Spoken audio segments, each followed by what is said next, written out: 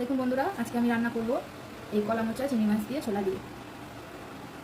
এই কলা মোচাটাকে আমি এরমভাবে কুচিয়ে নিয়েছি। এবার নুন হলুদ দিয়ে সিদ্ধ করে নিয়ে দেখাচ্ছি আপনাদের। কলা মোচাটা আমি সিদ্ধ করে নেবো। এর মধ্যে দিয়ে দেবো অল্প করে হলুদ আর দেবো লবণ।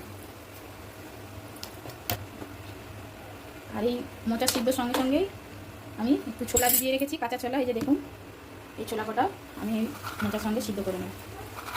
চিংড়ি মাছটা ভেজে নেবো মোচার জন্য। এতে দিয়ে দিলাম হলুদ গুঁড়ো আর দেবো অল্প করে একটু লবণ। কড়া গরম হয়ে গেছে, আমি তেল দিয়ে দিচ্ছি মাছটা ভাজার জন্য। অল্প করে নুন হলুদটা মাখিয়ে নিচ্ছি চিংড়ি মাছে। এবার কড়াই দিয়ে দেবো।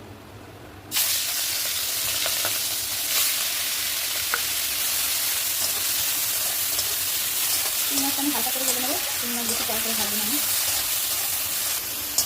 দেখুন, চিংড়ি মাছটা আমি এখন হালকা করে ভেজে নিয়েছি।